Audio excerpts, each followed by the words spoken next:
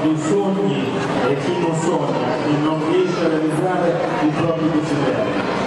Non bisogna mai smettere di sognare, perché quelli sono gratuiti, quindi alla fine i nostri desideri diventino realtà, i sogni di tutti, non moriamo mai.